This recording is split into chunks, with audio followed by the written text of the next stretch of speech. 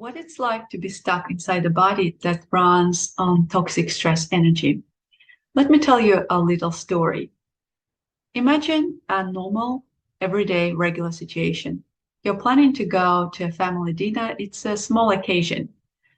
All of a sudden, you start getting really anxious about it. Your anxiety gets worse the closer you get to the date. You lose sleep. You become teary for no apparent reason. Your anger gets out of control. You're irritated, and you might even fall into depressive mood.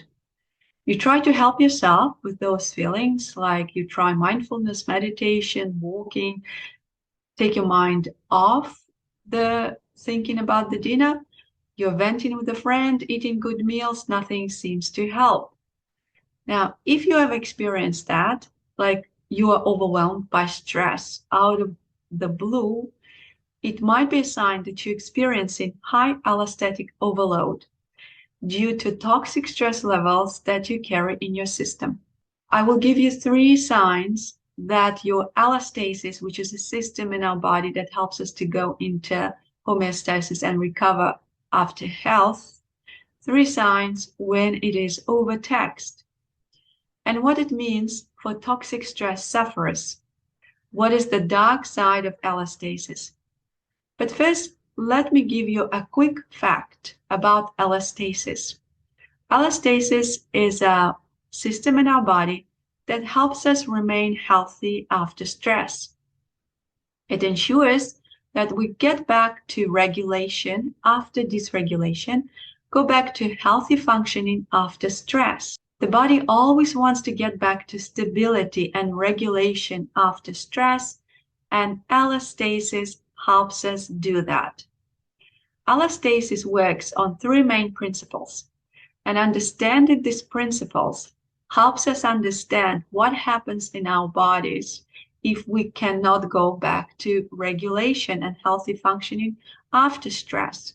And it can be a sign that we are experiencing high allostatic overload. Understanding the principles of allostasis will also help us to start recovery from toxic stress. So principle number 1, anticipation of stress.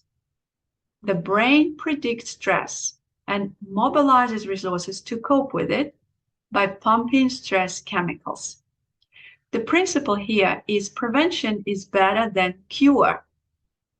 So it's better to prepare for stress than it's better to be prepared for stress. The dark side of this principle is that toxic stress sufferers basically live in constant anticipation of stress due to surviving toxic, unsafe, unpredictable environments. When we leave a toxic, dangerous, unstable situation, we continue to anticipate stress and strain our allostasis and brain's stress responses. Principle number 2, allostasis responds to the environment. In a perfect world, it would look like this. If you have a stressor, for example, going for a job interview or having an important exam, the stress response will be higher. When you go for a walk or a dinner with your family, the stress response will be lower. Depending on the activity and what it demands of you, mentally, physically, and emotionally, your allostasis will be flexible enough to regulate stress chemicals. The dark side that toxic stress sufferers experience is that allostasis has been overused due to a long-term stress exposure, and in a way it gets confused and stopped being flexible. So it goes into override even in normal situations when we freak out and start experiencing high level of stress, like in the situation dinner with my family. Principle number 3, allostasis allows the brain to choose an optimal option for a stress response. The brain makes a decision on how to react to a stressor correctly. For example, if you need energy for action, the brain will turn on and pump adrenaline. What happens with toxic stress sufferers is that this function to choose correctly how to respond to stress is not working optimally. The brain is overloaded with information and the constant demand for stress resources due to prolonged stress exposure. So the brain again gets confused. It means that people suffering from toxic stress will freak out, go in high stress reaction, and anticipate a lot of stress in normal situation. We get overwhelmed in normal kind of situations, like when we're stuck in traffic, when we have a basic normal interaction at work, there is a chance that we can go into high stress response. Now, remember the story I told you at the beginning. You are dealing with high allostatic overload when you go into abnormal stress response in a normal situation. You're going to dinner with your extended family, and weeks before dinner, you start stressing. You don't even understand why you're stressing. Your stress reaction might go out of control. So you anticipate stress, and this anticipation of stress is more torturous than the stressor itself, but you can't help yourself. And you might get confused of your own reaction and why you are out of control. What happens for you is the brain is picking up not an optimal stress response.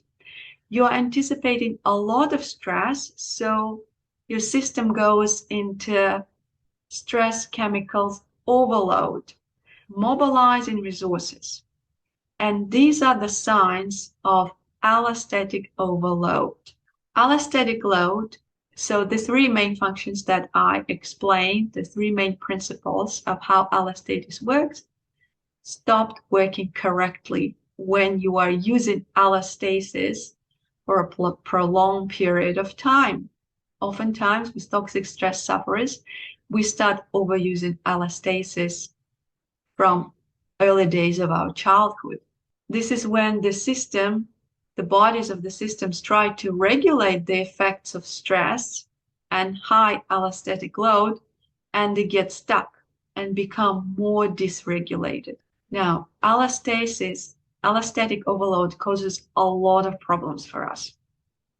We pay heavy price for using allostasis a lot. It creates many serious issues like heart problems, digestive problems, mental and emotional issues. Decreasing allostatic load on your system is very important for toxic stress recovery. Now, let's talk a little bit what you can do to decrease this load on your system, to give a chance to your nervous system and all other systems of your body to start regulating.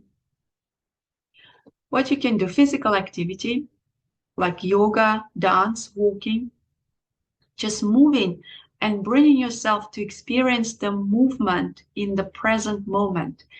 Now, it sounds easy to do, but for chronic toxic stress sufferers, it's a hard thing to do. We do not concentrate on our bodily reactions because we're basically in pain. There is a lot of stress, a lot of overwhelm internally. So it's very unsafe for us to concentrate on our body and be present in that sense. But when you're doing activities, like everyday activities, you can bring in and stop for a few minutes and even seconds of feeling yourself in the present. You can concentrate on hands-on activities, like when you do house chores, you wash hands, you wash dishes, or you unload a washing machine. Try to feel and notice what your body is doing here and now, and pay attention to what your body is doing. When you mop the floor, just mop it. You can have a small commentary when you tell yourself or you notice things that you're doing at the present moment. Like you're noticing the mop moving and picking up specks of dust. You're noticing how the hand feels against the mop and how your legs move. I'm mopping the floor. Therapy can help to reduce allostatic overload on your system, which leads to recovery from chronic stress. Getting individual support through therapy is very helpful. It helps to unpack feelings and emotions triggered in stressful situations. Toxic stress is a disease that shows up in different symptoms for different people. So understanding how symptoms of toxic stress manifest in you and what triggers them in different situations helps. This helps reduce the toxic stress load on your system and your need to anticipate stress and prepare for stress. Processing emotions and deeper beliefs about self and the world is an important part of recovery, as it helps to upgrade the deeper mental models that you carry unconsciously. These models are running at the background and fueling the allostatic load and toxic stress response, and they interfere with how your body bounces back from stress and what your body and your system is allowed to do when in times of relaxation, how actively your body can shed stress. Say if you're stuck with feelings of regret, anger, fear, feeling of unworthiness, all these feelings running at the background will need to be processed in order for you to move into recovery.